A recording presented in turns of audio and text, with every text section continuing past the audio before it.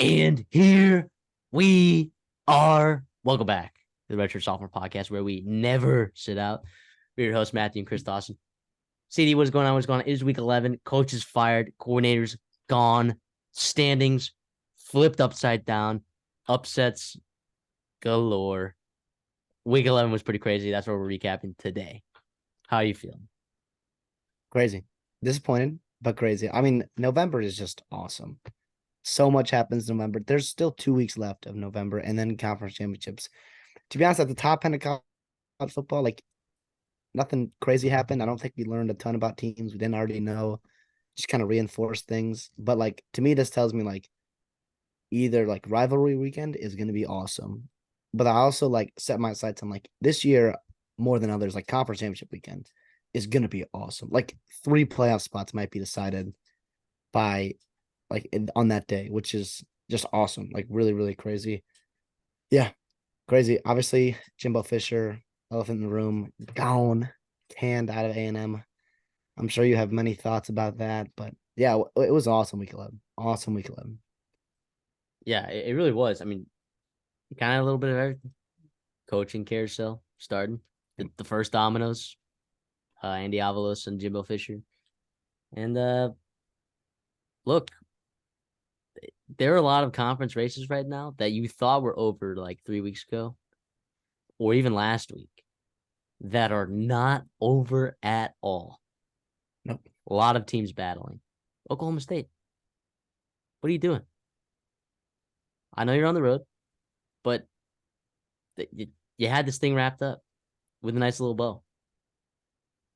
So I believe that's the first or second like new Big 12 team to beat a legacy Big 12 team in the Pac-12 or in the Big 12. Maybe it's the third. I don't know, but it hasn't happened a whole lot this year. If you didn't know, so pretty crazy. Heisman Trophy performances as well. This is wild. I say we just get right into it. So what did we preview exactly? Well, let's talk about it. We previewed 8 games. Michigan, Penn State, Ole Miss, Georgia, Arizona, Colorado, Utah, Washington, Tennessee, Missouri, Rutgers, Iowa, Texas State, and Coastal Carolina, and New Mexico State and Western Kentucky. On the week, picking straight up winners, I went 5-3. You went 7-1. You moved to 64-25 on the year. I'll sit pretty at 62-27, but 64-25. Like, your only loss was Rutgers this week. I mean, so you felt like you were seeing the board pretty decently? Yeah, I was. I do think my spread's obviously 40-45. Not what you like to see at this time of the year. I'll be honest, I whiffed on Ole Miss. I was expecting a little bit better performance by them. Obviously, yikes, brutal. Georgia just showed up to play and played really well. Arizona, you and me both had them. I don't know. I thought that was a weird game. I thought that line was too low, and I would take it again. I think. I mean, it is what it is. Washington obviously snubbed. We'll get into all these games. When I say snubbed, I mean that the pick six that wasn't obviously turned into safety didn't affect the game or the outcome, but for us, Washington spread betters that obviously hurt us. And then Rutgers, Iowa. Somehow, like Iowa almost covered the over by themselves, which was just I crazy. mean, Deacon Hill over 200 yards. Vic Deacon slinging the Hill. rock. And we'll get into these games. Obviously, Coastal Carolina doing its thing, and Jerry Kill, Yeah. the fighting Jerry Kills in New Mexico State are just doing good. Man, I Yeah. could not be more impressed by them. In terms of against the spread, you and I fade each other on 3 games. I went 2-1 against you. Uh, my wins being Georgia, Ole Miss, minus 10.5. I mean, awesome. We'll get into that. And then I also won the uh the Utah, obviously. Duh. I took Utah to cover as well. Did not take them to I took Utah to win as well, straight up. And that did not end up happening. It looked good at halftime, but too bad we played 4 quarters, right? And then I took Texas State over Coastal Carolina. You took Coastal Carolina. So I think pretty good week for both of us. I mean, when he combined to be over 500 in both the spread and straight up. I mean, that's a good week for us. In terms of Dawson's It is Diner, what it is. follow us on Twitter at the Redshirt Soft. I did add a late pick, Arizona minus 9.5, dropped down. And in fact, it actually ended up dropping all the way down to 8.5. Did not hit. So sorry, guys, if you caught that one late. But if you caught only the picks on the show, then you win a nice, easy 3-2. Also, too, if you did take the recommendation to live bet Michigan when it was under 3, you're welcome on that. Hopefully, you cashed on that one as well. Troy minus 20 cash for me. UNLV minus 4 cashed. Texas and Mississippi State under 45 did not cash. How was I supposed to know Parsons was going to be trotted out there instead of Max Wright and just throw 3 picks? And also, the opening kickoff was returned for a touchdown. So, when you have a kickoff return for a touchdown and a defensive touchdown and like several turnovers inside a team's own 30, the over is going to hit. So, I still might bet it again. I don't know. I guess I'd probably stay away from it, but I definitely wouldn't bet the over in that game if it was played again. Weird game. Wake Forest, NC State under 45, cashed very easily. UCLA minus 16.5. This is my biggest regret. Colin Schlee. That guy stinks. That guy stinks. Is there any other way around it? That guy stinks. UCLA is in a whole world of hurt right now. They got they got 2 California schools the rest of the way at USC, who's also reeling right now, and then California, who got a nice, I guess you can call it a nice win against Washington State. I don't know it. Arizona UCLA State is missing so many players. They're one less talented than UCLA, and they are missing an absurd amount of players. You're telling me Arizona State walks into your house and beats you by 2 scores? That's ridiculous. Be better, UCLA. Be better. So needless to say, that didn't cash because they lost straight up. And yeah, of course we talked about Arizona minus 9.5. So 3-3 week, Dawson's Diner. We've had worse weeks. Should have just left Arizona minus 9.5 alone. Will not be counting the Michigan live bet that I told you all to take, but hopefully you got that. Right? Hopefully you got that. But that being said, let's move to the whip around. Well, what are some other games that happened this weekend? Northwestern 24, Wisconsin 10. David Braun is 5-5 with this Northwestern team that was in shambles already to begin with Pat Fitzgerald in there. How does he do it? Magic. I mean, he also plays in the Big Ten West. Okay, and I'm not going to take anything away from Northwestern.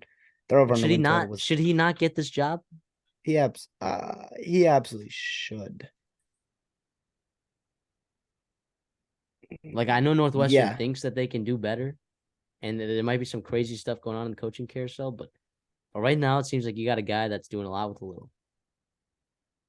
Yeah, they haven't really lost any games that they shouldn't have lost, and like they've won some games they probably are lucky. Like they've won 5 games, and 4 of those games were as underdogs. They were underdogs to UTEP, by the way, and they blew them out by 40. We should have seen right through that, man. UTEP, yeesh. But yeah, no, this is incredible. To me, honest, this is more about Wisconsin. I'm not saying mailing it in this year. Like they've had injuries, whatever. Luke Fickell will be better in his time at Wisconsin this year, not the year. Yeah, I'm sure it'll be all right. Another shocker. Oklahoma State, them Cowboys. They were not riding this weekend, losing to UCF by 42. John Rich Plumlee had an absolute game. This was, of course, a space game for UCF, so you knew it was going to get a little frisky. The line was under 3. They were baiting you to take it. Ollie Gordon, 15 rushes for 25 yards? I mean, for one, he fumbled early. Alan Bowman threw a pick early. There's a lot of weird turnovers going on in the first quarter of the game that allowed this game to get out of hand quickly, and just never felt like it was never right for Oklahoma State. This looked a lot like the team that played South Alabama earlier this year. It looked better than that team. UCF just played an amazing game. Offensively, Gus Malzahn was dialed in. He was dialed in. And Oklahoma State just didn't have the batteries. They didn't have the juice to keep up. Yeah, 300 yards rushing and passing for UCF is a clinic. And like you said, it was weird weather, weird things. Like, yeah, but also like credit UCF for coming in and get, like you said, a big win against a legacy Big 12 team, which has not been easy to come by. And that's UCS impressive. 5-5. They got a chance to make a bowl game here, first year in the Big 12, which I think is a good job. That's a good year, especially for these other with these other new Big 12 teams that are not doing so hot. I'm sure BYU has a chance to make a bowl game, but Houston and Cincinnati do not. They do not have a chance. Houston might have had a chance if they'd beaten Cincinnati, but they lost. So good try. But yeah, that shakes things up in the Big 12 because now there's what, like a 4-way tie for second right now.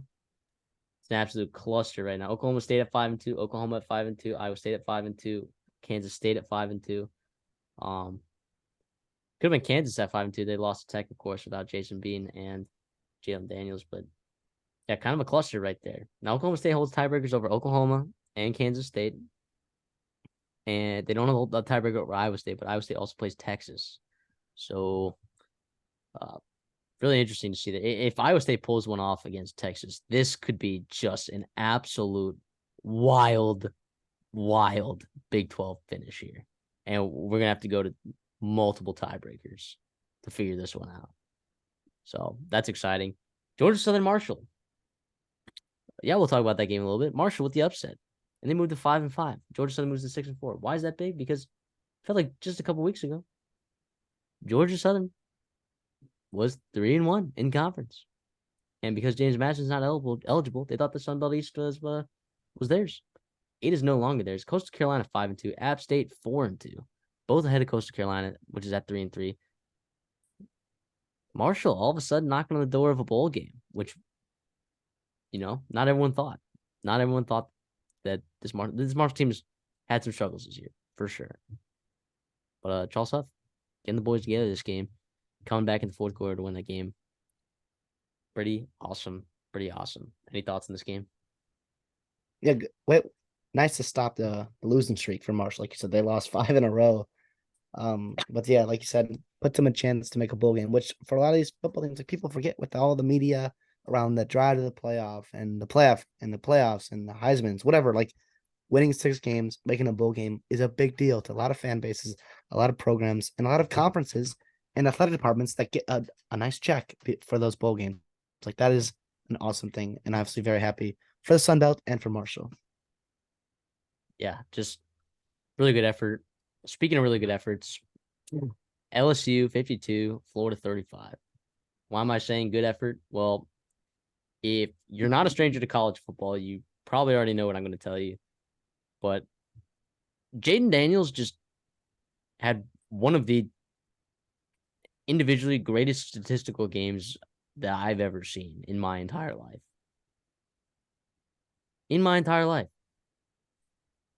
LSU has 3 losses. Can you still consider this guy for Heisman? I think you can. You have to. There are certain exceptions. Johnny Manziel, Lamar Jackson, Robert Griffin III, where 8-4 teams, 9-3 teams like win the Heisman, and like it is on the back of just a one player who is obviously carrying an offense and a team to victory. LSU defensively not very good. Offensively, yes, they have weapons, but he also accounted for like 600 yards, like that, and he's done it all year. 372 passing yards for 3 touchdowns, no interceptions, 12 rushes for 234 rushing yards and 2 touchdowns his own. He's the first quarterback in college history to throw for 300 yards and also rush for 200 yards in the same game. That is absurd. That is absolutely absurd.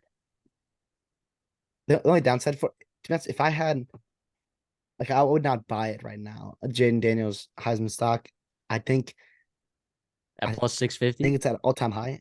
I think it's at an all-time high right now. I think you should have bought it a couple weeks ago when we talked about it when they played Alabama and they had a chance to make a big game. But like they're playing, like they don't have the marquee games left that some of the other Heisman candidates, a la like Bo Nix, JJ McCarthy, Michael Penix, all have for their opportunities to win the Heisman Trophy, like get the Heisman moment, because like voters and whatever, like the media goes towards marquee matchups for the championship race, conference championship race, and for playoff races. Like that's unfortunately LSU is no longer in either of those, so it's gonna dock him a little bit, but also like deserving still like the best player in college football is Jaden Daniels, and he's been that for all year. Yeah, I think he had the Missouri game too early. Like if the Missouri game happened later, or if they didn't lose to Ole Miss, like I think he would. Which, by the way, he played fantastic in that game. There's not been a game where he has not played fantastic. Of course, he got injured in the fourth quarter of the Alabama game, or whenever that was, early third or late third, whatever that was. But I mean, on the year, he's got 3,100 rush or passing yards for 30 touchdowns, 4 picks, 918 rushing yards. He's almost at 1,000. Like, there's a very good chance that he ends with like 3,800 passing yards and 1,200 yards rushing. Because Georgia State and Texas A&M. Gosh, that guy's crazy. Florida offensively played all right. Graham Mertz 300 yards. Tough. Tough when you run into Jaden Daniels and he does Jaden Daniels things. What are you gonna do? Quick side note about Graham Mertz. I believe he has another year of eligibility. I would love to see him come back. I really would. And I did not think I'd be saying that. I do think, like, obviously DJ Lagway, if you're plugged into recruiting, like he's a prize recruit from Florida. That's a big deal for Billy Napier. And So you mean you're talking about Graham Mertz? You want him to come back? Yeah, I'd love for Graham Mertz to come back. Okay, you said for Jaden Florida. Daniels. Sorry. I was just confirming. My apologies. I would love if Daniels had another year. I'd obviously love that as a college football fan. But no, Graham Mertz, I'm talking about for Florida to come back another year and run it back, give Lagway a year to develop. And because he's been like he has not been the problem this year. And like we had lower expectations on everybody else than Florida, but obviously it's been a disappointing year after the start that they could have had and getting kind of overinflated by beating Tennessee. Who that turned out to not be very good, but we also talked about that too. Yeah, I agree. Yeah, Graham Mertz, he's been good this year. He's been good.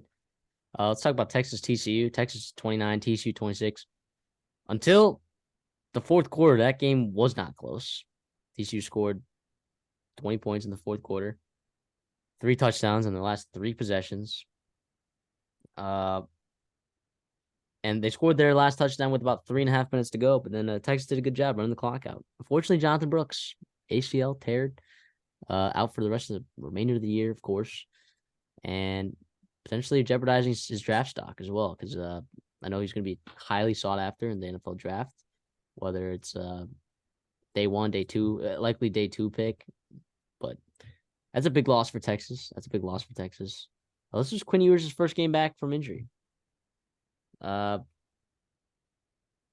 mean, I didn't think he was anything special. I thought he was good. I thought Malik Murphy could have done what he did, but I do think I do think he was better than Murphy. I do think he was better than Murphy. Now, I'm a little disappointed on that secondary and the defense in the fourth quarter collapse, which we've seen multiple times by Texas now. Now, luckily, they come back to bite them, right? Like they've still been winning these games, and the end of the year, like bottom line is Texas wins out. They probably make it all the way.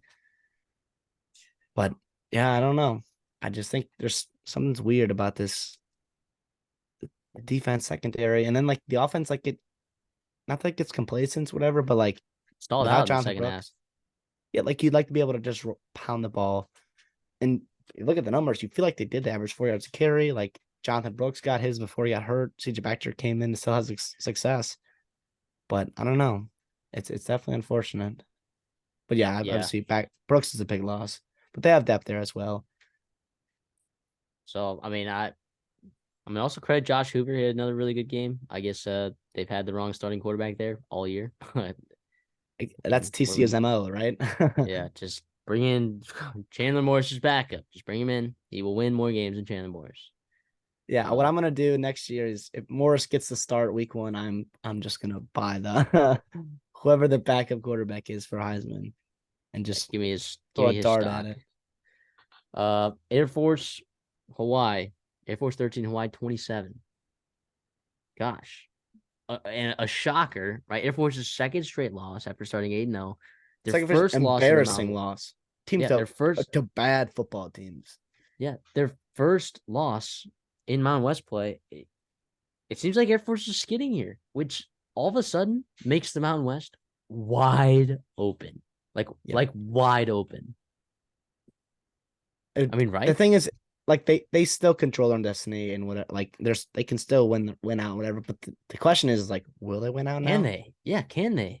They have UNLV and then obviously at Boise State, who are what's going to be And with an intern head Diabolos. coach. Yeah, but those like UNLV is playing good football right now, and is probably playing better than anybody in Mountain West right now. I think maybe then in San Jose State, but yeah, I don't know. It's just weird to see Air Force like this. Yeah. 2 straight wins though for Hawaii. So nice for them. Because they're Hawaii, they also, of course, get the 13 game schedule. So they'll play Wyoming and Colorado State left. Uh maybe they can pull one off against Colorado State and 5-8. I don't know. It's interesting what they've done there. I think they've done a good job there. I think they've done a good job. But yeah, wide open They Mountain they West now all of they, a they have a sudden. nice win. They beat New Mexico State. Now that just tells you how bad this like Conference USA is. But Yeah. yeah, Let's move over to the ACC though. Uh, North Carolina sweating one out with Duke, sweating one out. They into needed the a wee game tying hours of the field goal. night. They needed a game tying field goal to send it to overtime. But Griffin Loftus, Grayson Loftus, whatever his name is, stud third string quarterback for Duke. Uh, gosh, I'll tell you the first couple quarters that I watched him play, especially when he played like Wake Forest, he did not look like a guy. He was not ready to play, but gets it done today. I mean, it was Everybody almost gets right enough. against Gene Chiswick. Everyone gets right against Gene Chizik. Yeah, once again, Gene Chizik giving up another 40-point burger, which, yeah, smokes. Tough to see that for Duke, but of course, nothing for Duke to not be proud of, right? I mean, Mike Elko, I mean, the talent gap, their injuries, this should have been a no-brainer. This was a double-digit spread that Mike Elko not only covered, but almost won straight up. North Carolina squeaks out of there. They're still 4-2 in the ACC. Louisville's 6-1. Still likely not going to make the ACC championship, but I guess it's good for North Carolina to hit that 8-win marker. I mean, what do they got left? Finally get Clemson a and November NC win. State. At Clemson at NC State. Both those games are games that they could potentially lose. So I don't know. I mean, Drake May once again just showing why he's like the guy coming back in a game He's like that on the line. he's playing his way into, you know, first NFL pick. Like there's a real conversation right now with him and Caleb Williams, which the gap is smaller than it was in the offseason for sure. Yeah, I'll agree. Let's go back to the Pac-12. Arizona State, UCLA. We talked about this a little bit. Colin Schley, like I know Ethan Garbers and Dante Moore were down, right? But we're like, well, Colin Schley, he has starting quarterback experience. He's won football games. Let's go. Let's get him in a Chip Kelly offense. Nope, did not happen. They couldn't run the ball. They couldn't throw the ball. And Arizona State couldn't do those things either, but found a way to put up 17. Beat UCLA 17-10 or 17-7. That is embarrassing. This is an embarrassing loss for UCLA, a team that Without a doubt. a lot of people Dark Horse to win the Pac-12. They were in competitive games with some really good teams. This was a bad loss. Good work for Kenny Dillingham and these boys rallying what little troops they have left on the road, going to the Rose Bowl and getting the win. Double-digit Yeah. favorite. UCLA was 16.5, 17, wherever that line closed. 14.5, I think is where it actually closed. Whatever. Gosh, brutal. To me, this is more about, well, first of all, credit Kenny Dillingham and like his guys and the team there for not quitting, right? Keep continuing to grind out a season, which I know has been brutal, and it doesn't get any easier as you probably play the two hottest teams in Pac-12, Oregon and Arizona, the next 2 weeks. But like, this is about UCLA, and yes, fine, you're missing Dante Moore, you're missing Garbers. It doesn't matter. You're at home. You have an elite defense, and you're playing a bad football team that's injured. You should be able to run the ball and play good defense and win by 10 points. Like, whatever. It doesn't have to look pretty, but you should be able to get this job done. And like, to me, that is very frustrating, right? In year 5 of Chip Kelly or whatever it is right now, like Colin Schley, say what you want, limited arm talent or accuracy issues, but like he's a good rusher. He can You can run the football, and like you have two running backs, Harden and Steele, that should be able to get Parsons done still along with averaging Schley. 3 yards a carry. He's a good running Yikes. back. Yeah. Yikes. Yikes is right. And like, yeah, like this UCLA offensive line, which we thought was going to be, a bright spot for them, plug and play some transfers, like bad, bad, bad, bad, bad, bad. And like, at least, like, it should be like your classic Big Ten West Minnesota offense, like run the football 45 times, 60, 50 times, and then pass the ball 13 times and hit a couple deep shots. Draw some pass interferences. Like the talent cap here is pretty significant. And like, yikes. Yikes. Yeah. And like all of a sudden, so the remainder of Cal's schedule, right? Cal is Stanford. They're 4-6, by the way. They have Stanford, which I think they can beat. Anyone can beat Stanford. They'd be 6-5 there. And then the UCLA that last week. Cal, I think, has a legit chance to beat UCLA if they don't get healthy at the quarterback position. Yeah, So and make a bowl game and hit their over. UCLA could very well end the season 6-6, which I think would be a gigantic disappointment for teams. Over under win total was at 8.5. The expectations were high. Is this the year they take the leap and maybe have a shot, win a couple games, have the tiebreaker over a certain team, make the Pac-12 championship? No, this is not the year. This is not the year. Yeah, So, and also like they had the one schedule of all the, blue bloods or the top teams in the Pac-12. Like their schedule was by far the easiest, yes. by far in the preseason. Right, I get it. Arizona's better than we thought they were. You played Colorado, Stanford, you played Cal, whatever. you played Washington State at home, Arizona Colorado, State. both Arizona schools. You missed Oregon, you missed Washington. Yeah, and they have not taken advantage. Nope, not at all. Let's move over to the Mountain West again. Boise State 42, New Mexico 14. Not much to say about the game itself, but Andy Avalos dismissed from the team.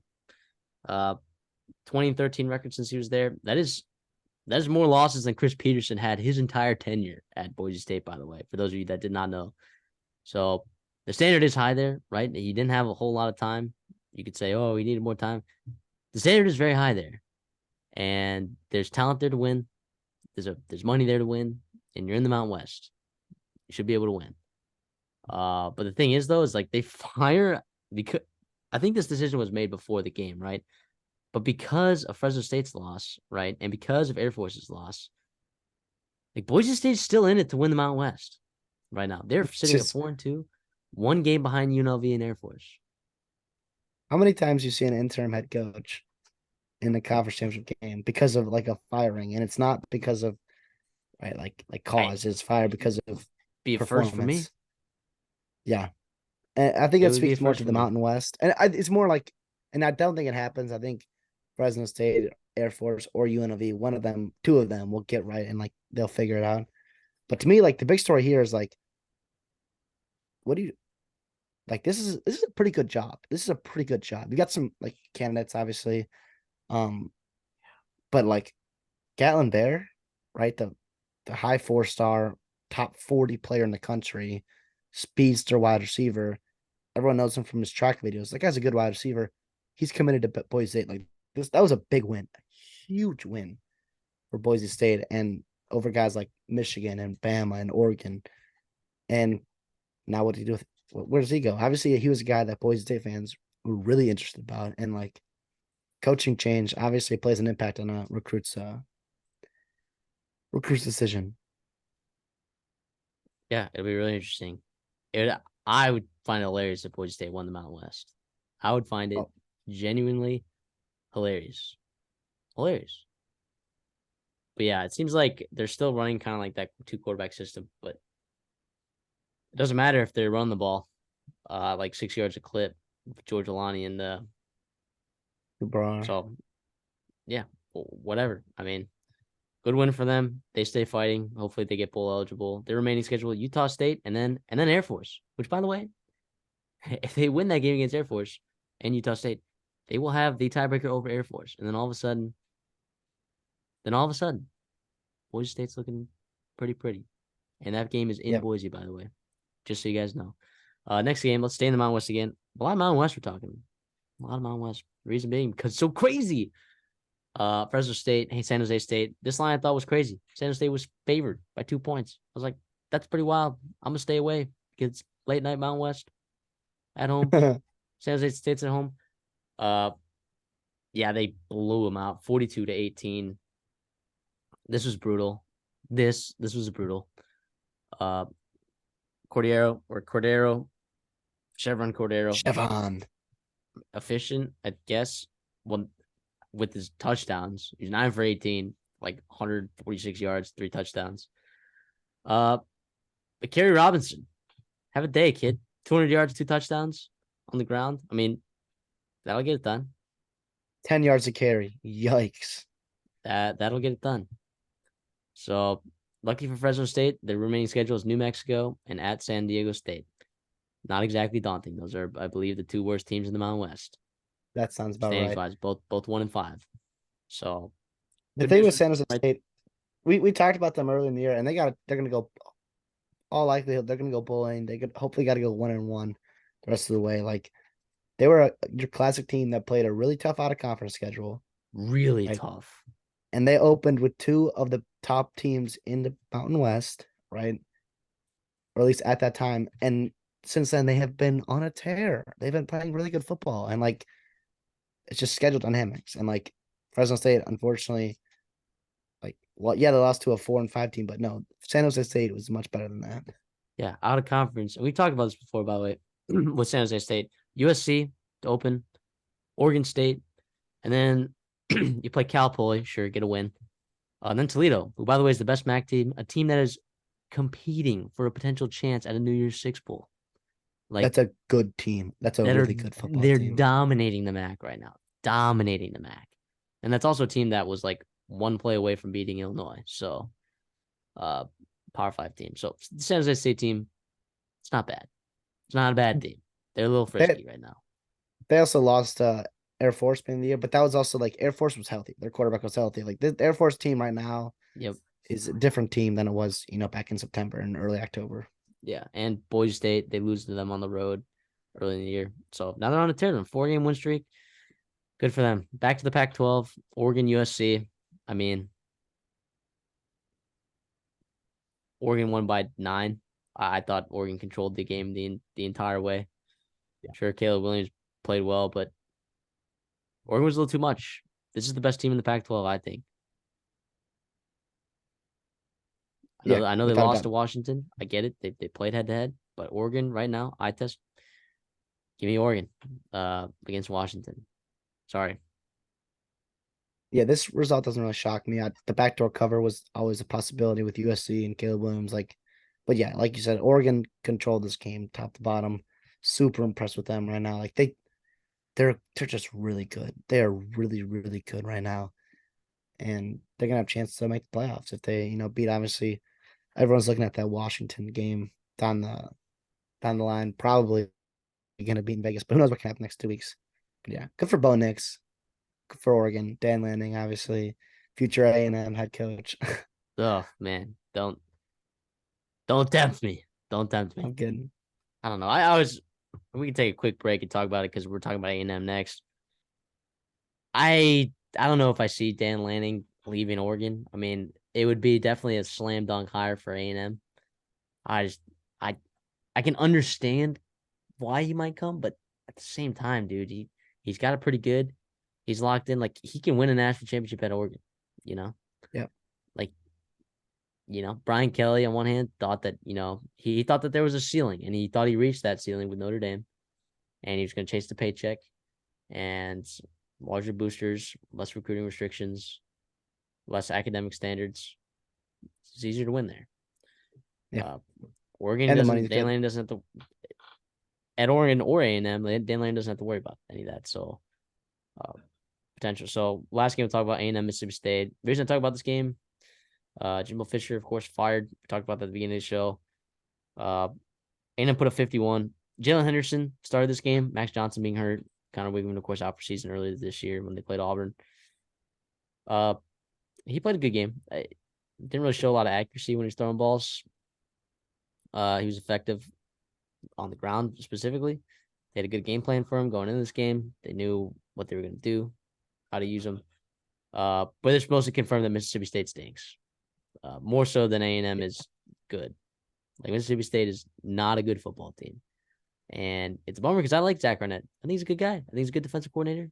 I think it's hard to win in Mississippi State. It's very hard to win in Mississippi State.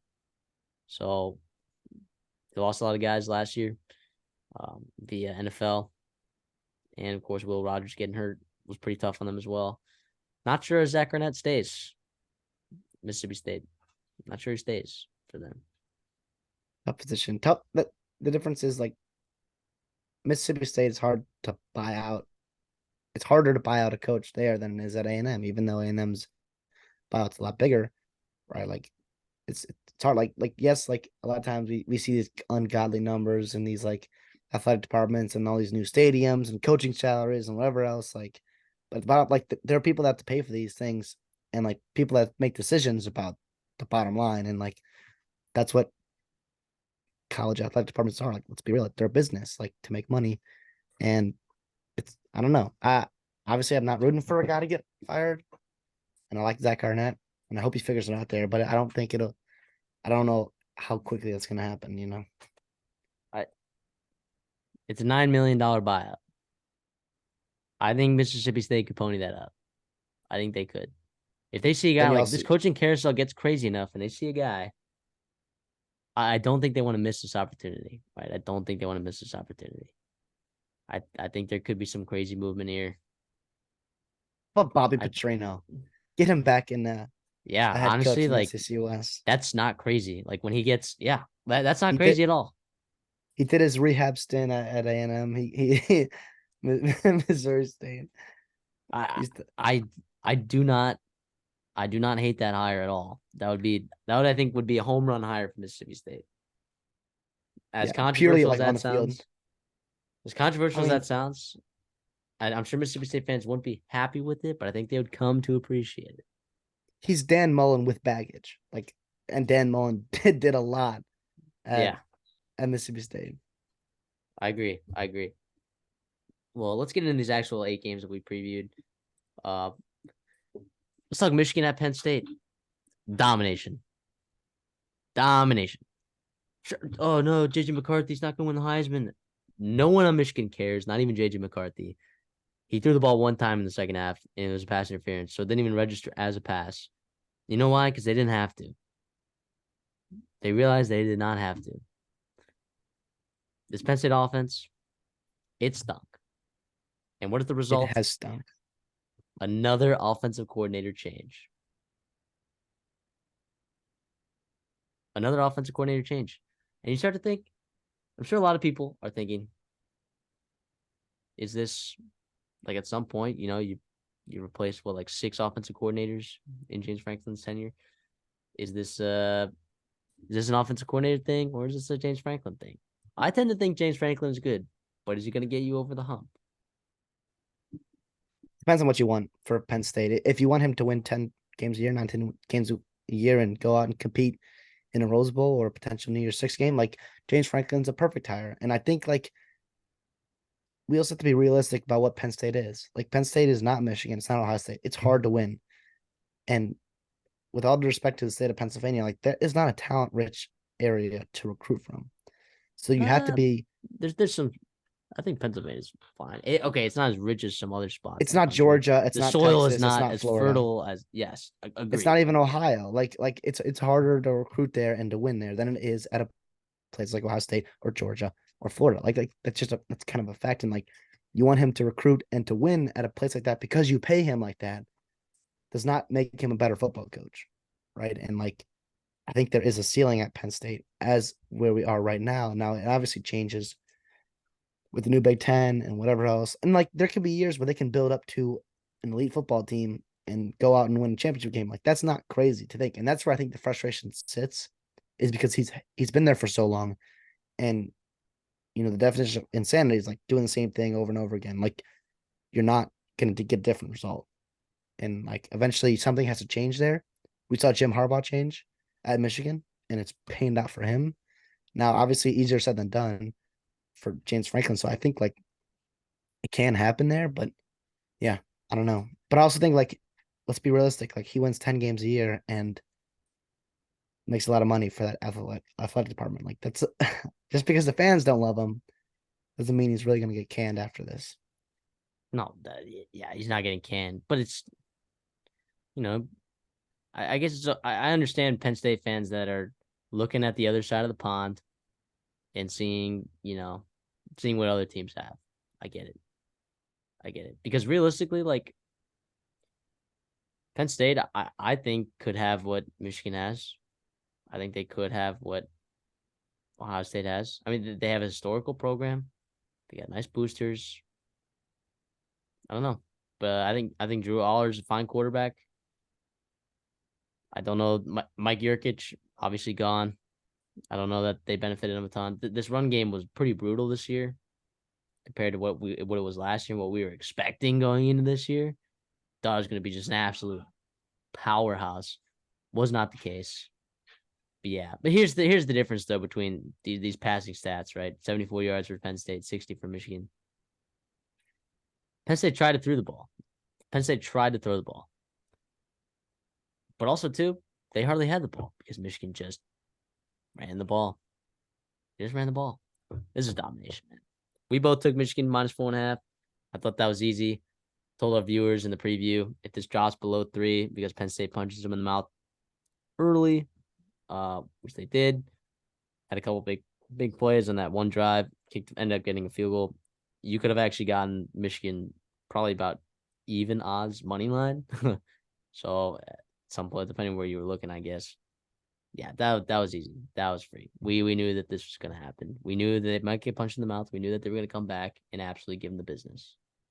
This is domination. This is one of the best teams in the country. Michigan, in my eyes, right now, it's 1A. I think in terms of best teams in the country. Yeah, I was really impressed with Michigan. I do think, and like what I loved about it is like they beat Penn State and they showed Ohio State nothing on film about what kind of passing attacks that they're gonna have with JJ McCarthy. And everyone's like, oh, they don't trust JJ McCarthy. No, like they realized Yeah. exactly how to win this football game What? because Penn State is really athletic defensively, but they can be susceptible to run and up the middle. We talked about it in our previews back in the summer. Their one weak spot defensively, D tackle. They were a little bit small. And what did Michigan do? We're gonna bring out 7. And by the way, Michigan offensive line, right? Not only is their first 5 really good, they have 7 or 8 deep, and you saw that. And they're like, let's just get our 11 best players, the 11 players that give us the best chance to win on the field offensively. And that was 7 offensive linemen. And it wasn't pretty. And JJ McCarthy probably loved it though. He was probably so excited, do whatever needed to get a win.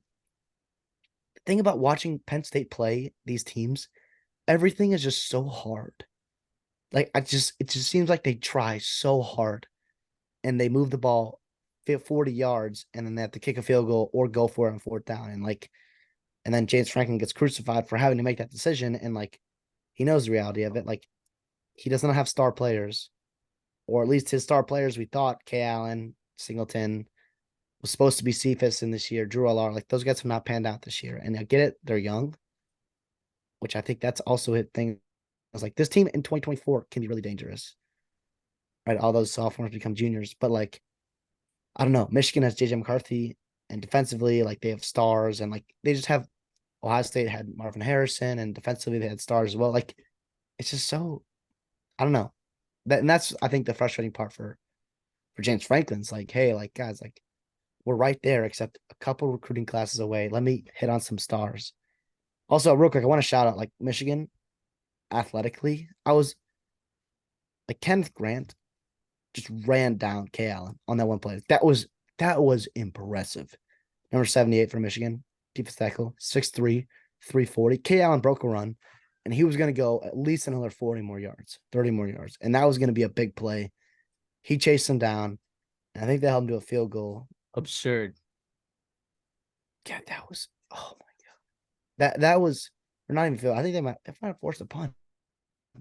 Like that we talked about Michigan having similar dudes to Georgia up front and like a legit championship defensive line. Like, those are the It's guys. it's there. and they haven't this year. And that to me, that was like, okay, don't care about the score, don't care about how you did it, whatever. Eye test tells me Michigan is a championship. They're ready to win it all this year. Congrats, Sharon Moore, on your first victory as a Fourth, Michigan head coach. fourth. Well, yeah, because I guess he coached like when Cigar got suspended the first 4 games of the season. Yeah, that's Isn't that hilarious. crazy? I, That's hilarious. Michigan self-imposed its ban so he can get some practice, just so he can get Yes, yeah, ready. Like yeah. that was It's for this moment. That's awesome. That's awesome. Let's talk Ole Miss at Georgia. You and I faded each other on man. this one. We both took Georgia to win, but I took Georgia minus 10.5. You took Ole Miss plus 10.5. Where did you go wrong? I just I overestimated Ole Miss, and like we kind of not that they were frauds, but they were a little bit The overrated. Like they defense were, yeah. we talked And about their defense potentially being frauds. I was hoping that Pete Golding and shame on me for expecting big things out of Pete Golding in a big time game, right? Like that's my bad. But like Oh th- my, I get it. No, I get it. I get it. they scored at will whenever they wanted to. Georgia, Carson Beck. I mean, yeah, he was 18 of 25, 300 yards, incredible. But they ran the ball over another 300 yards. Like this was incredible. Glad McConkey is a star. He is a star. He's Brock Bowers awesome. back too. 3 weeks after tightrope surgery. Oh my. Superhuman. Now, if you knew Brock Bowers was going to be back, would you have? Because we made these picks on Wednesday, right? So we didn't know Brock Bowers was going to play. Would you have taken Georgia minus 10.5 if you knew Brock Bowers was going to play? What? No, I don't think Brock Bowers had a huge impact on the game. But like, No, no, no. In hindsight, he didn't. But like, would you have switched your pick? maybe I It's a would big have. deal. Maybe I would have. And I just like there's a reason he only had 3 catches. Like he was limited. I was a little surprised that he did come out there. To be like, I don't think this Georgia staff on either sides is surprised on this game. Like I don't think Ole Miss, Lane Kiffin, super surprised they got blown out by Georgia. I don't think Kirby Smart's like, oh wow, that was exciting. They know that was gonna happen. Like, Yeah. not that you like ever hold out your star player, but like he could have gotten hurt. And like I know it's ankle injury, so you can only you can re-injure it. It's just about pain tolerance. And obviously Brock Bowers is superhuman. But I don't know. I just think I'm like Yeah. I guess you still have everything in front of you. But You heard Lane Kiffin talk about it though in his press conference. We got to recruit better, which is that's on him. it's funny though because like Mark Stoops says the same thing, gets absolutely thrown into the flames. Theon says the same thing. Now, different intonation, very different Pitt said the intonations in same these thing. care. Yeah, Pat Narduzzi A says, guy Pitt. yeah, Pat Narduzzi. All very different intonations, but the theme is common. That hey, fans, we are doing awesome Boosters. from what we have. Boosters, if you want to get us to do better, pony up. Fans, chill. Almost be 8-2 Yeah. at this point. It's pretty insane. With a win against probably one of the Heisman front runners. It's pretty awesome. It's pretty awesome. So I mean, shout out Georgia for just looking like the best team in the country. It's them in Michigan, 1A, 1B. That's it. Yeah. Georgia's good. I think However, that duel. however, the SEC championship game could be very interesting. Yeah, it would be a shame. It would be a shame if Bama goes in there and beats Georgia by, 3 points, whatever it is, just an all-time classic duel, a la 2020, 2012, a la 2019 or 2018, I guess. And Georgia misses out in the playoffs because this is a top 4 team in the playoff, like in the country, without a doubt. Like, and so that would suck. That would suck. But also, like, Yeah. good for everybody else. I don't think Michigan wants to play Georgia. I think Texas would rather play Bama again than Georgia. I don't think anybody wants to see Georgia in the playoffs. Yeah. So great win. Carson Beck still looking like just a G to me. He's still one of my Heisman favorites. Like in my eyes, I look at Carson Beck and I'm like, you are unbelievable at football. We were playing at such a high level. Now, granted, they ran for 300 yards, but so that definitely helps. But they've been winning games because of Carson Beck a lot of the time this year. So big fan of that. But yeah, like, sorry, Ole Miss fans. I don't know what to tell you. There are certain realities to certain programs. This is kind of a ceiling. You may catch a year where you win the West, right? But just like I don't know. I don't know, man. Well, I guess the West won't exist after this year, but You ran into an uber talented team, probably the number 1 or 2 team in the country, who played up to their standards at home. Like you're not going to win that football game, and it's going to look yeah, like this because Lane Kiffin's a guy that when he goes in big games and was a big underdog, double digit spread, like he's going to try to win the football game, take risk, and game plan. Hey, we have to do X, Y, and Z to give ourselves a chance. And a lot of times when you're playing, like those are risky things, and that's going to backfire, and you're going to get blown out. Like that's the blowout risk. And like credit Lane Kiffin for like not caring about getting blown out, but actually putting his team and his coaching staff in a chance to actually like, if things go right, they can actually win the football game instead of cover the spread. I do want to ask you real quick, like Carson Beck. First of all, I'm waiting to see him in a first round Heisman or first round draft mock. I'm waiting to see him in one. waiting to see it. Where is that? And secondly, like, did it hurt him that Georgia was just so good in this game? Like, if Ole Miss put Yeah, up 40 points, it 50, absolutely 45 did. points, because nobody's talking about. Everyone's like, oh, Georgia's back. No, like Carson Beck is incredible, and that's the problem. Like, the voter fatigue for Georgia is real. Like when Bama was doing this thing right in the middle of the early 2010s, like that was a thing. And like this is Georgia right now. I think it was a perfect storm, right? It was like just wild because of all these players that I'm about to name, Carson Beck got the best win out of all of them, by the way. Jaden Daniels has an absolutely historic performance against the Florida team. Michael Penix did enough to beat a ranked Utah team, albeit at home. Bo Nix had an unbelievable performance. 4 touchdowns, 400 yards against the USC team, national television. Everyone's watching. Bo Nix versus Caleb Williams, right?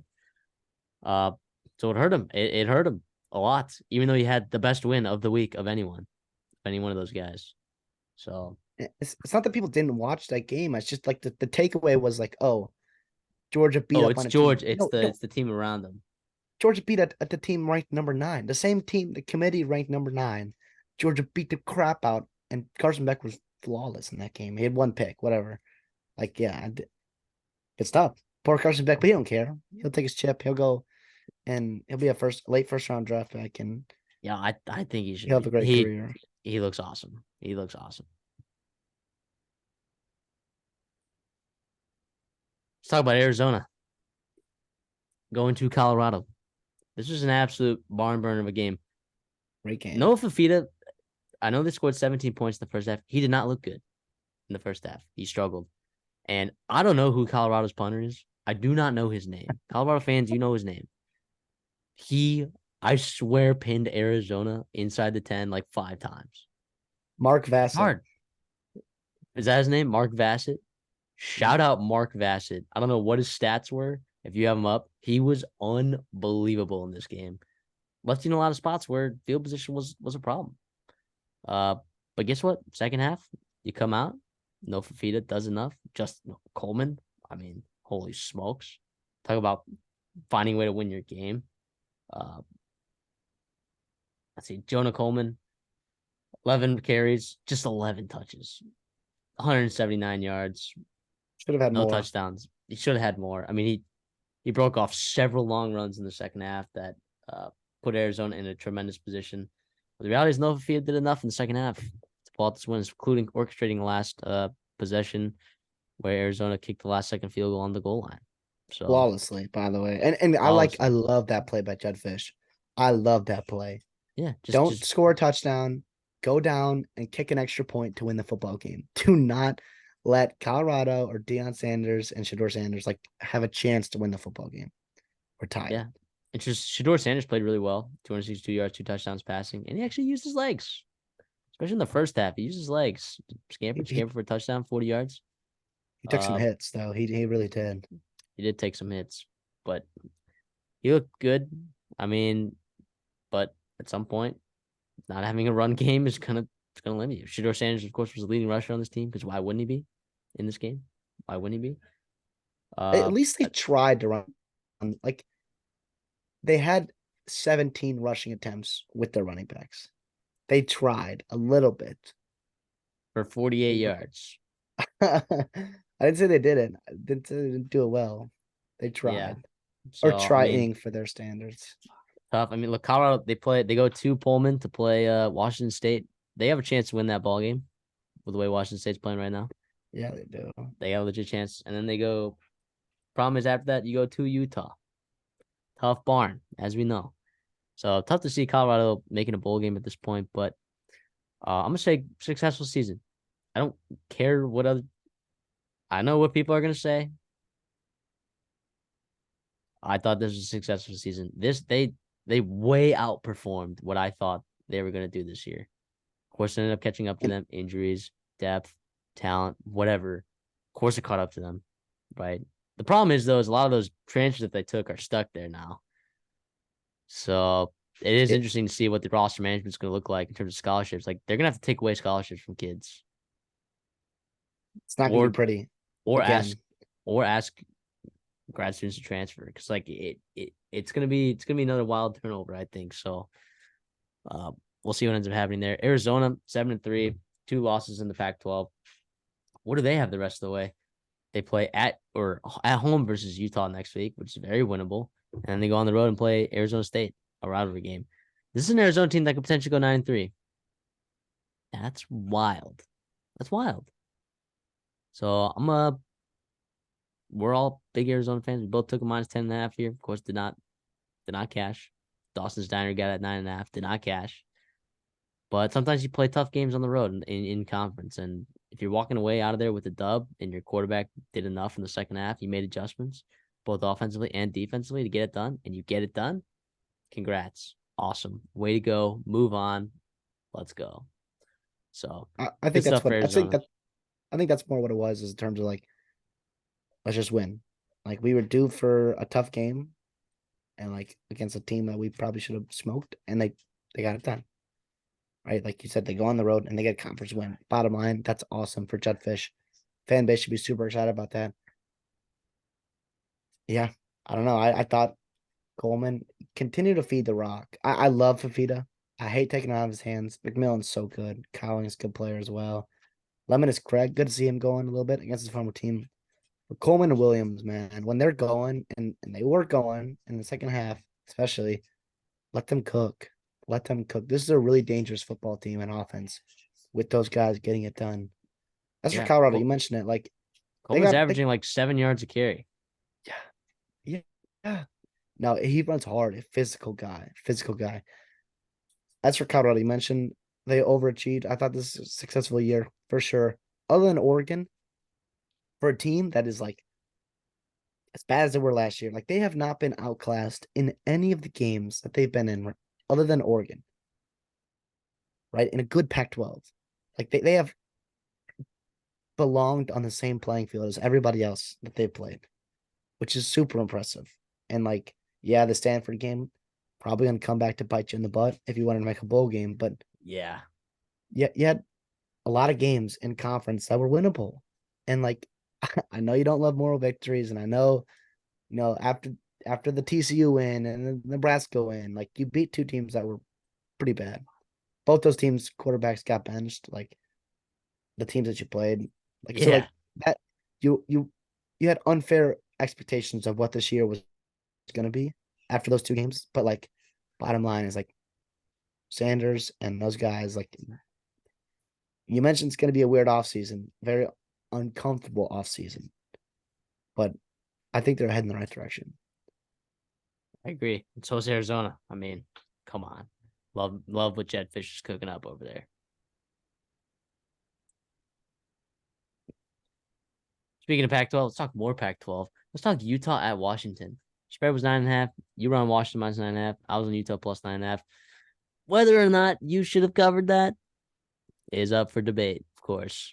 But first half, Utah comes out absolutely flying. 28 points in the first half. Yeah. Okay, Utah. All right, Utah, It, let's hang a 50 21 in burger on Washington. And then no, the second second half. quarter. That second quarter, they had 200 yards like passing in that second quarter. Like that was what? Bryson Barnes, who? Yeah. Unfortunately, did not translate to the rest of the game. 0 points in the second half. 0 points in the fourth quarter from either team. Uh, Washington doing enough, making the adjustments on defense, and they continue to just find ways to win close games. They're 10-0. They are 10-0. Utah drops to 7-3. If you were to tell me Cam Rising did not play at all this year, one, I would not have taken Utah's over like 8 wins or whatever it was at. Um, and I would not tell you that I would have told you that they're not 7-3 at this point. I would have said that they were worse than that. So credit to Utah's coaching staff still for one making this a game against one of the favorites right now to make the college football playoffs, favorite to win the Pac-12 potentially. I'm just still impressed with job Kenny Dillingham or not Kenny Dillingham, sorry, Kyle Whittingham is doing.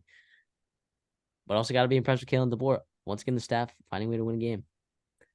Ryan Grubb cooking up enough. Michael Penix playing at a high level. More passing yards for the guy. More touchdowns for the guy. So I don't know. I mean, I don't really have a different opinion on either of these teams. Once again, I took Utah to win straight up, but uh, saw it as a close game, and it was a close game. So No, that's not crazy at all. I do think Washington, like you mentioned, it just finding ways to win, and like that's what it's going to be the next 2 weeks at Oregon State. Just going to be a grinded out tough game, and then against Washington State, like that's a rivalry game. I know they're trending down, but also like that's when you get got against your rivals is when you don't expect it. And then you got to play Oregon probably in that Pac-12 championship game. Like that's what it comes down to is just like get it done, and then play your best football game again against Oregon. And we talked yeah, about this November was going to be a brutal stretch for them. USC, Utah, at Oregon State. That third game got to go on the road. We'll preview that game, obviously. That's going to be a tough game. That's going to be a tough game. But you mentioned it, Utah, tons of credit. That team just fights. Bryson Barnes, whenever you don't expect him to do something, he will. And obviously, Cam Rising, this team misses him. They miss their tight end. They miss everybody else hurt. But they're duct taping it together. They got a chance to win 9 games, which is just incredible. Just incredible. yeah. I mean, look, Utah had a chance to tie the game in that third quarter. They were driving until that pick six happened, right? They were driving. They had a legit chance. They had a legit chance to tie that game at 35. Bryson Barnes was a pick. Basically in the red zone. They were on the 24-yard, 25-yard line, whatever that was. So good job, both these teams.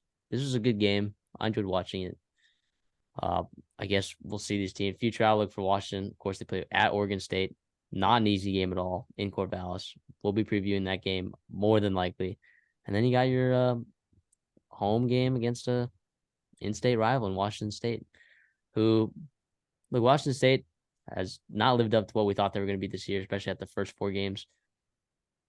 But they'll get up for that game. They'll get up for that game for sure. For sure. So, interesting there. And then Utah ends the season at Arizona. Not a tough game. Or, sorry, very tough game. That game's at a pick 'em right now because both those are very talented teams. And Arizona's hot. And then they get Colorado at home. So, Utah obviously already bowl eligible. The question is, can they win 8? Can they win 9 games? You know, uh, still a lot to play for, I think, for this Utah team. And Kyle Whittingham always finds something to play for. So, Yeah. I'm excited I to watch also them the want rest of the way. I do want to mention like in this game in terms of like what actually happened. Utah could not run the ball really outside of, that first and second quarter. And Washington could. Dylan Johnson again had a really nice day against a good defense, a good front in Utah. And like they're gonna need him to go and get against Oregon, right? And Oregon State next week, obviously. That's very encouraging. After we thought maybe this is gonna be a problem for him, losing their starting running back out for the year in fall camp. No, this has been nice to see Dylan Johnson really start to get it done. talk SEC. Let's talk Tennessee at Missouri. Fraud alert, fraud alert. Which we have been saying. How many weeks have we been saying that Tennessee is fraudulent? So many weeks. Like they have not looked. They've looked good in one game this year, I think, and that is against South Carolina. That is it, in my opinion. So I don't know. Well, okay. Obviously, UConn. They looked good against Kentucky. They looked they looked good enough against Kentucky. Devin Leary absolutely shredded them that game, which is Yeah. unbelievable. Shredded them that game. Tennessee was a fraudulent team. You took their under on the season. Uh, I've been fading him here on the show for quite some time now. I did take him to beat, or I think I took him over Kentucky though, because Kentucky happened to be a more fraudulent team, surprisingly. But I've been fading Tennessee all year. Finally got caught. Missouri. Wow. Oh my goodness. And once again, Missouri, a good football team. We've been saying it. They're a good football team. Luther Burden played in this game. Didn't matter. Cody Schrader, 300 total yards and a touchdown. Dominated. Dominated. Dominated. He's got some wheels on him. Like he gets the second level. He gets going a little bit. And he runs hard too. Physical guy. His story is awesome as well. He's at Truman State before Missouri. Yeah, Brady Cook did enough. He was pretty efficient. Right, he had the one interception. That was tough. What I was impressed with was like the end of the first half. I thought like the way Missouri closed that, like right, Tennessee was driving. Then like Missouri makes a great play, and then they go down in 20 seconds and get a field goal. Like that was huge from Minnesota. That game should have been tied at halftime, or not, or Tennessee should have been leading, and then Missouri gets to stop, it gets a turnover, and then goes down and quickly gets a field goal off a nice Cody Schrader run. And then the second half was just domination. Domination. Joe Milton, no, I thought he played well in that first half. Oh, he He, loves playing well in the first half. He just yeah, loves that, doesn't he? we saw that against Bama. We saw that, we've seen that before, but I don't know, man. I think Tennessee, they miss Brew McCoy. They miss Hendon Hooker. They missed the guys from last year. Darnold, right? Like this was a team that lost a lot. And they've lost to, well, okay, Florida loss was ugly, but that was weird as well. Missouri and Bama are two good football teams. And yeah, like Tennessee's not a world beater, and they're probably gonna get destroyed by Georgia next week, or they're gonna be heavy dogs in that game. But They could get smacked. They might get the thing is, smacked in the mouth. it's in Neyland Stadium, and like Tennessee You're at right. home is just they're still undefeated this year, You're right. right? You're right. So who knows? But yeah, I picked them to go under like this year has not surprised me too much about Tennessee. Yeah, I mean, Joe Milton is who we thought it was. I like Cody Schrader. We'll talk about him again. Eli Drinkwitz said, "Yeah, Cody Schrader, we will get him 1,000 yards this year. Well over that. It's at 1,100 yards with 2 weeks left in the season. Bought a lot of shares of him in some fantasy, college fantasy football. So it has been paying off very nicely for me. So he actually helped me sneak into the playoffs this week. So that was gigantic in one league. So thank you, Cody Yeah, Schrader. with his 46 points, I'm sure they did nice for you. 48 points. Thank you, Cody Schrader. Missouri, though, are they're gonna real quick? Are they gonna back their way into a New Year's Six game? They I belong think there, I think. I think they could. I think Alabama lose. Missouri. I'm sorry, Missouri versus Penn State would I would be love to really see that interesting game. game. Really interesting game. Missouri versus Who's favored? Penn State. Washington. I think Penn State's favored in that game, but I'll take Missouri.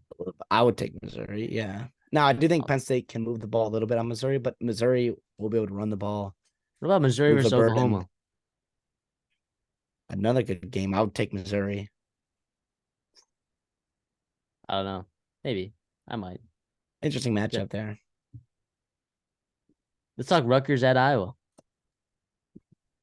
Time it. Thick Vic slinging it for 223 and a touchdown. I ain't doing enough. Iowa defense doing what they do, holding them to 127 total yards of offense. Is Iowa offense at a 400 or 402 total yards. And Rutgers is a legit Big Ten defense, by the way. In case people Yeah. are doubting this, like this This was is the same Rutgers team that really held Marvin Harrison and Kyle McCord in check. Like really held it. And Deacon Hill. Deacon Hill. and Michigan for like a half. I mean, Yeah. No, so this was the only team in the Big Ten West to look impressive. And not, yeah, sure, Purdue won, but whatever. Like this Iowa team, this is a dangerous, like this is a top 20 football team. Iowa playing like this offensively, it's a top 20 football team at home. yeah, At home. sure. If they play like that at home, yeah, they're a top 20 team. Like, are they going to consistently play like that? Deacon Hill This was is our only he piece of completed evidence. he completed 20 passes. He had over 200 yards. That both That's career such a highs. win. God. Zach Ortworth, man. That was a nice play. That was a nice play call. Big long, like the tight end, fullback guy, H-back. That was yeah. Got to do what you can, right? We had this game kind of wrong. I just think like Rutgers did not match up well against Iowa. Like you cannot out Iowa in Iowa City. Minnesota's tried to do that for 10 years now, and they finally got it done because of a fair catch call that was controversial. Like it's hard to do that. Yeah. Yeah. Here's the thing. I'll talk about Gavin Wimsatt for a second. Before the season, obviously took Rutgers as over, which smacked. That's awesome. I actually leaned under, but I didn't take it because I thought this defense was talented, right? And I thought their schedule they could work some things out there. But Gavin Wimsatt is exactly who we thought he was. He has not thrown for over 200 yards in a single game. He has not had over 2 passing touchdowns in a single game. He is who we thought he was. Granted, Rutgers is 6-4, better than anyone could have expected, and they could. Well, they play Penn State next week at Penn State. That could be a rough game for Gavin Wimsatt. Take his unders, ladies and gentlemen. Then they get Maryland at home the week after. If this Rutgers team ends 7-5, that is a great season for them.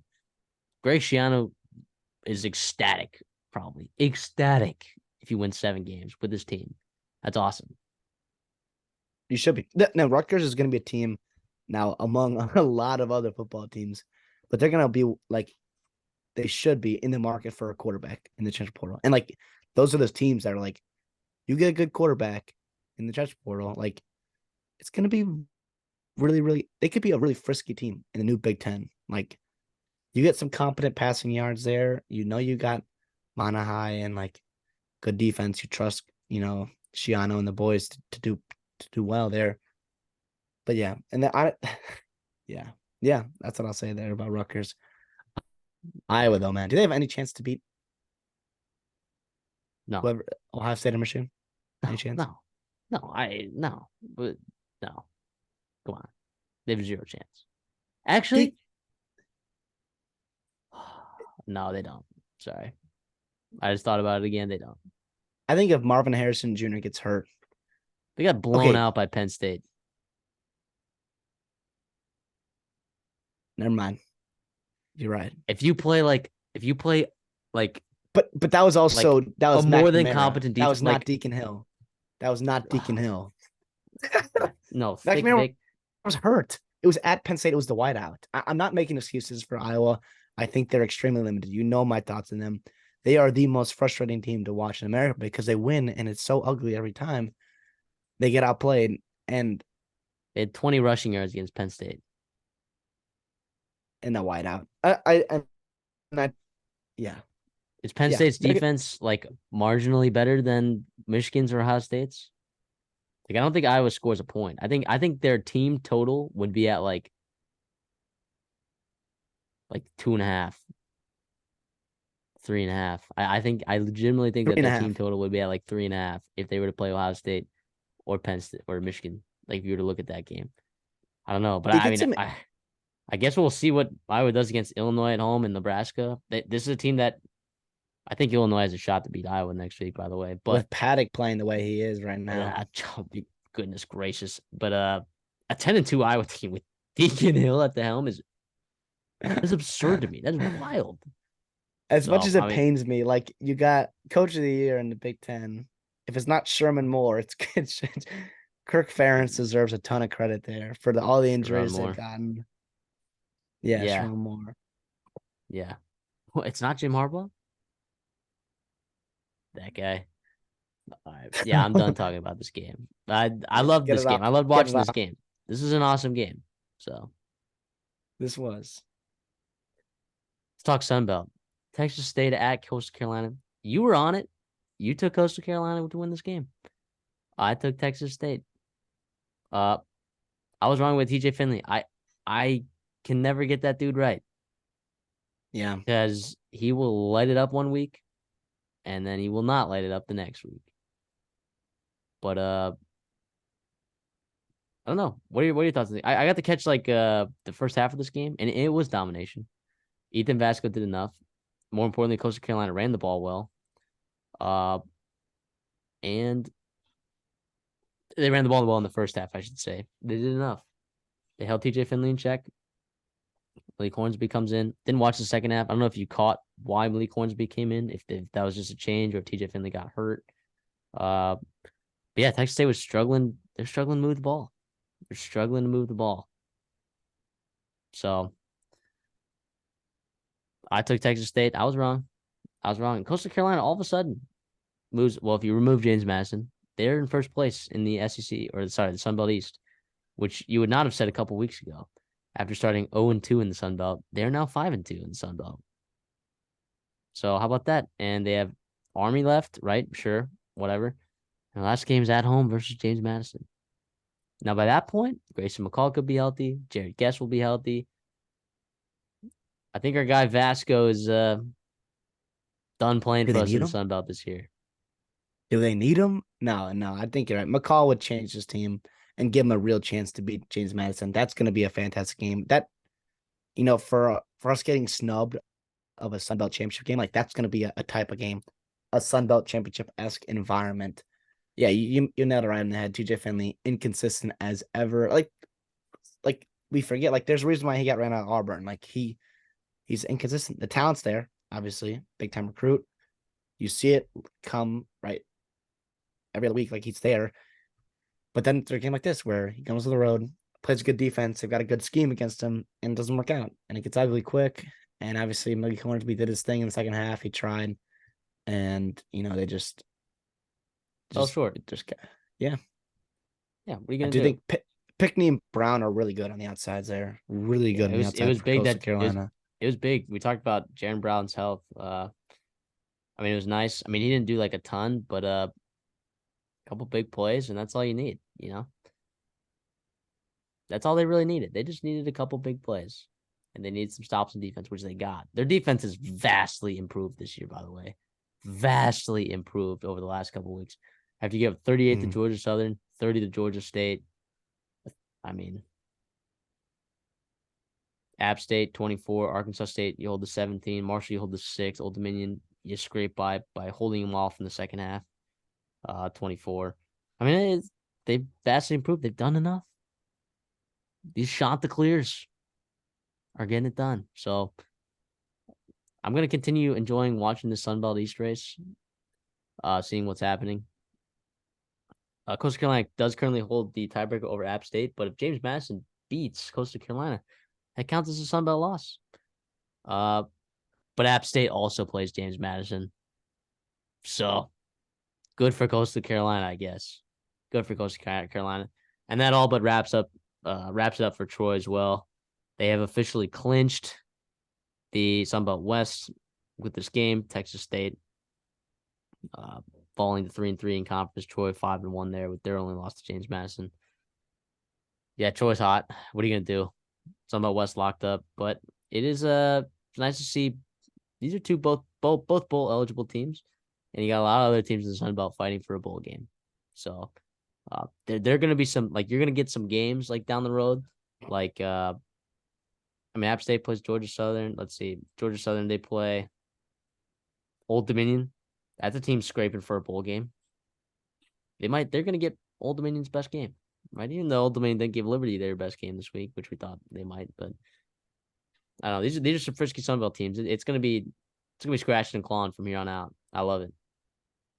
Yeah, I real quick, I do want to mention like Joey Hobart. We talked about him, wide receiver, star wide receiver for Texas State. We mentioned he was going to be a big factor in this game, and he was unavailable. And it kind of unexpected. Nobody really knew about it. Hopefully he comes back next week against Arkansas State. But that was obviously a big deal. We saw TJ Finley in the passing game struggled, and of course you're going to on the road without your top wide receiver and Joey Hobart. Absolutely. New Mexico State at Western Kentucky. Western Kentucky -4.5. We were all over it. We were We not letting were Jerry Kill go in there as a dog. We both were Diego on him. Pavila. Pavi is such a dog. Sometimes. I stress the word sometimes. Well, Uh, they got it done. In the first he half, does Western mark Kentucky his got up early. territory. Western Kentucky got up way early. But then New Mexico State storms back, winning 38-29. They clinch a CUSA championship berth at 8-3. This New Mexico State team has a legit chance to win 10 games. That is wild. Incredible. So that one, After like losing to UMass. getting embarrassed by UMass, I'll say that. Like that. I mean, I know this USA is it's awful. Okay, And it's the Hawaii. worst. And you lost to Hawaii. Yeah, and for anyone that's confused, that is why New Mexico State gets an extra game. Because if you play Hawaii, there's a thing where you could play a 13th game, right? So New Mexico State, team like that, which is going to be fighting for bowl eligibility every year, they'll take a 13th game. So and the money revenue to go. They're gonna go to Auburn next week and get the and the snot money kicked out of revenue. them, and they'll take that. Yeah. Yeah. So, I mean, what? I don't think they'll beat Auburn, but interesting game to monitor there. I mean, Yeah. I don't know. Jordan, it's hard to play in Jordan Hare, but is Jordan Hare going to be ready for that? Is that a look ahead spot for Auburn? I mean, I'm not gonna put anything past Diego Pavila, but no, that's not. I think the takeaway here is New Mexico State's gonna go and they're gonna have a chance to win the Conference USA. And if you look at the Conference USA, like we talked about it at the beginning of the year, they lost their top players for the most part, right? UTSA, Charlotte, FAU, North Texas, Rice, UAB, right? Like those are big losses. But look at the standings in the Conference USA right now. Like the top three teams, all newcomers: Liberty, New Mexico State, and Jacksonville State. Like that is not a great look on Conference USA. Like No. you look at the Big 12 and look at how those teams are struggling in that conference in year one. Like it should take a while to adjust to that. And you have Jacksonville State coming up from the FCS, right? Playing really well. You got Liberty coming over independent. I get it, Libertyville, Jimmy Shadwell. Like that's a good program. I don't mind that. New Mexico State was 2 years ago was the worst team in college football. And now they're gonna maybe go 9-4, 10-3. Like that. This is like, yeah. Even eight and This. five. Even 8-5 is ridiculous. Oh yeah. Oh yeah. So And that's awesome. Jerry Kill should be proud. He's a good coach. Does he here's get a just look somewhere else? I don't know. We saw it work out at Minnesota, and I think with more time he would have done better. And obviously he had some health issues, which obviously cut his time short there. But I think he's having fun. I think he's really enjoying Mexico State. I think like he can sit in the Conference USA and recruit a little bit better than everybody else and like be really competitive. And with his ties to the NFL and like college football, like he can put together a good staff there. And like that can win you more often than not than when you get a lot of football games in the Yeah. USA. I'm still just so confused how Western Kentucky does not win more football games. Their defense is really bad. Their defense And is really, really you bad. lost Arbuckle. I do think like you lost some college like Arbuckle was a big loss there. Yeah, Austin Reed and Malachi Corley are just not the same this year. just not the same. Poor guys. But yeah, credit to us for being all over that. Let's go, Aggies. Here's a recap of our upset meter. Didn't do so great. But I will preface with this. There were 3 teams that were double-digit favorites that won this week. All right. One of them was Air Force. You expect us to take Hawaii on Veterans Day to win straight up? No, Hell thank you. no. What are we, the No, Big Ten thank you. conference? Yeah, yeah, exactly. And then you're telling me Northwestern has a double digit dog. When do you ever? I can't believe they're 5-5, dude. So that was another one of those games. And then the last game was, of course, UCLA losing. That one's on me. Put that one on Dawson's Diner. That's a terrible look for me, I guess. Still 5-28 though for the year on teams that are put on the upset meter. And if you're doing the math right now, that's about 18%. And the average spread of these games is about 13 or 14, which inherently your odds of a dog at 13-point underdog is about 14%. That's what those odds suggest. So the fact we're hitting about 18% is, I still think, pretty good. None of these games really were particularly close. That's what was bad about this upset meter in particular. Liberty absolutely schnock kicked Old Dominion. Clemson schnock kicked Georgia Tech. Oklahoma schnock kicked West Virginia. Alabama was in a good game with the Arkansas State, but ultimately They they were got it also up, done. and they were up 2 touchdowns for most of that game until the very end, right? Where they Yeah, fumbled and then Rayner went down and scored. yeah. So what's bad about this list that we came up with this week? It's not that all these teams lost. It's that they all got absolutely schnock kicked. Exactly. Nobody sweated or steamed or was even mild. Yeah, it was. We tried to steam broccoli, and we basically ate raw broccoli. Is what happened. We thought we were steaming it. It was not steaming. So, I do but think like yeah, we went wrong with the Georgia Tech. I even took a Hayes King player prop just for fun over rushing yards, and he had -3. And like that was a bad matchup there, right? With Clemson's athletic defensive front, Hayes King not be able to make plays, and something was wrong. Singleton, they tried to give him the ball, he just couldn't get it done. They missed some big throws early. Hayes King's had him for a touchdown, and he underthrew him slightly, and that would have been a huge play. That would have put him up 14-7, I believe, or tied at 14-all. But yeah, it got out of hand early, or in the middle of that game, actually, with interceptions, short fields. Clemson actually winning in the red zone for once, which is crazy. Who would have yeah, thought that? yeah. As for So, Oklahoma, oh, yeah, you continue. You keep going. as Oklahoma, like they just exploited West Virginia secondary, and you've been talking about that all year, right? Credit to you for that. Like their secondary, for as good as they played all year as a whole team, like Against their not great secondary is their teams. weakness. Exactly, like teams that have not been able to expose it, and Oklahoma did, and Dylan Gabriel threw for 400 yards, and Drake Stoops is a stud, and Nick Anderson, the true freshman, got going. Like it was good to see Oklahoma. They needed a bounce back win, and like they got one. They took their anger out, and obviously Liberty took it to Old Dominion. They're not messing around. They're just 10-0 right now.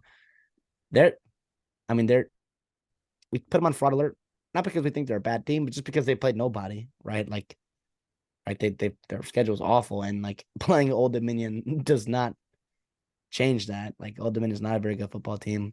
Just thought it was an interesting, like out of conference November game that something could have happened, but it obviously didn't. And then yeah, South Alabama had a nice bounce back win, and looking pretty good this year. Both those teams fighting to make a bowl game. South Alabama has a real chance to do that with Marshall and Texas State, their remaining 2 games. And LaDamian Webb obviously got his. Good to see. Just Gio Lopez again, right No, it's for Carter them. Bradley. He By came, some came back miracle, in. he came back. By some miracle, I thought it was gonna be Gio Lopez. That was kind of like, I guess, not the condition. I think they would have been an upset alert with Carter Bradley or Gio Lopez either way, because I thought Gio Lopez played well. Thought he did. Yeah.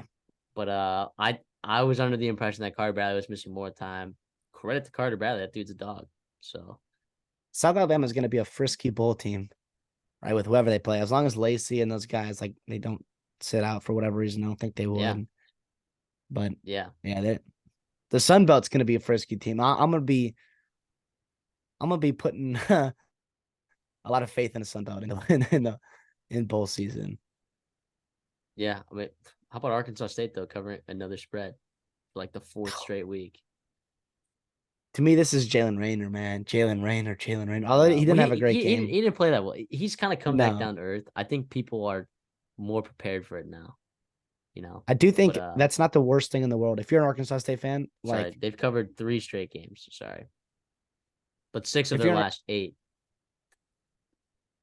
yeah, exactly. And if you're an Arkansas State fan, like I know you want to win every game. I know you want your true freshman quarterback to look good and to continue to progress, but like you'd also like to keep him on on roster next year. And like the reality of your program, and you know the reality of 2023, 2024 offseason. Like Jalen Raynor is going to be a hot commodity if he wants to be in the transfer portal for quarterback needy teams, and there always are, right, in the Power Five level. And like if you're Bush Jones and you're Arkansas State, you took a step this year. You're second, tied for second in your conference, and or in your division in the Sun Belt. Like that's a really good stepping stone, and you'd love to get Rainer back and build that on next year.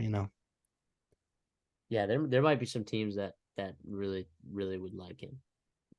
So, in state teams. I mean, assuming Sam Pittman's still there, which I think he will be, right? I mean, I don't Well, know. We'll KJ's have got one more year if he wants it, but he'll but it's also probably like unless he wants to it's transfer because that was pretty abysmal this year.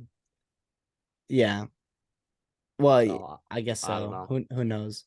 I don't know. So I mean, it's wild. I mean, we'll have our coaching carousel episodes. There's gonna be plenty of those in the future.